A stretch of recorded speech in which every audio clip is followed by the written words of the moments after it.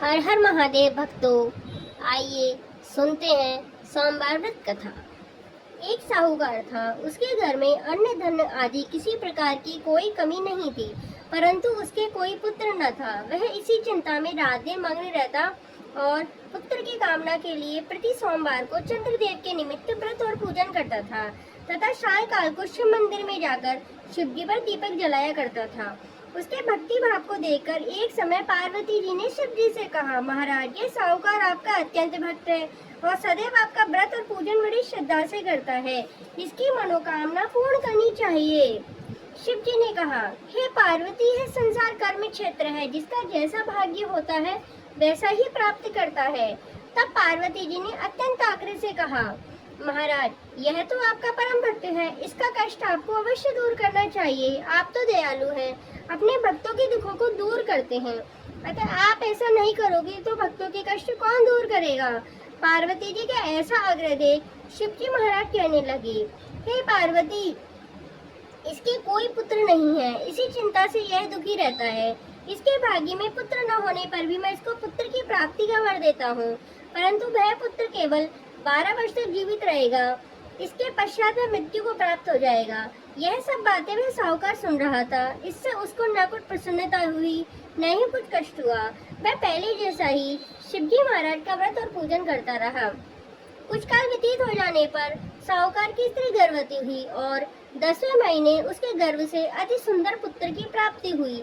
साहूकार के घर में बहुत खुशी मनाई गई, परंतु साहूकार ने उसके केवल 12 वर्ष की आयु जानकर कोई अधिक प्रसन्नता प्रकट नहीं की, न ही किसी को यह भेद बतलाया। जब पुत्र 11 वर्ष का हो गया तो उस बालक की माता ने उसके पिता से विवाह आदि के लिए कहा, परंतु साहूकार कहने लगा, मैं अभी इसका विवाह नहीं करूंगा और काशी जी पढ़ने के लिए भेजूंगा। फिर साहूकार ने अपने साले को बुलाकर और उसको बहुत सा धन देकर कहा, तुम इस बालक को काशी जी पढ़ने के लिए ले जाओ। रास्ते में जिस स्थान पर भी जाओ, यज्ञ करते ब्राह्मणों को भोजन कराते जाना। वह दोनों मामा भांजा जगह जगह यज्ञ कराते ब्राह्मणों को भोजन कराते काशी जा रहे थे। रास्ते में उनको एक शहर पड़ा। उस शहर की राजा की कन्या का विवाह था। दूसरे राजा का लड़का जो विवाह कराने के लिए बारात लेकर आया था, वह एक अक्षय काना था। उसके पिता को इस बात की बड़ी चिंता थी कि कहीं वर को देखकर कन्या के माता पिता विवाह में किसी प्रकार की अड़चन पैदा न कर दे। जब उसने अति सुंदर सेठ के लड़के को देखा तो मन में विचार किया कि क्यों न इस लड़के को वर के कपड़े पहनाकर घोड़ी पर चढ़ा ले जाए। ऐसा करने से बड़ी सुंदरता से स्वीकार हो गए। वर के पिता ने सोचा, यदि विवाह कार्य भी इसी लड़के से करा दिया जाए तो क्या बुराई है। ऐसा विचार कर राजा ने लड़के और उसके मामा से कहा, यदि आप फेरू और कन्यादान का काम भी करा देंगे तो आपकी बड़ी कृपा होगी और हम इसके बदले आपको बहुत सा धन दे देंगे। उन्होंने स्वीकार कर लिया और विवाह कार्य भी बहुत अच्छी तरह से संपन्न हो गया।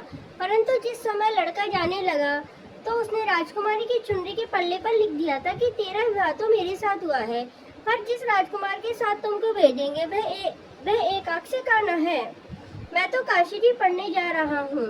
उस राजकुमार ने जब चुनरी पर ऐसा लिखा हुआ पाया तो उसने राजकुमार के साथ जाने से मना कर दिया और कहा कि यह मेरा पति नहीं है, मेरा विवाह इसके साथ नहीं हुआ, वह तो काशी जी पढ़ने गया है। तब राजकुमारी के माता पिता ने कन्या को विदा नहीं किया और बारात वापस चली गई। उधर वह सेठ का लड़का और उसका मामा काशी जी पहुँच गए। वहाँ जाकर उन्होंने यज्ञ करना, लड़के ने पढ़ना शुरू कर दिया। जब लड़के की आयु 12 साल की हुई, उस दिन भी उन्होंने यज्ञ रचा रखा था। लड़के ने मामा से कहा, मामा जी, आज मेरी तबीयत कुछ ठीक नहीं है। मामा ने कहा, अंदर जाकर सो जाओ। लड़का अंदर जाकर सो गया और थोड़ी देर में उसके प्राण निकल गए। जब उसके मामा ने आकर देखा कि वह तो मुर्दा पड़ा है तो उसको बड़ा दुख हुआ।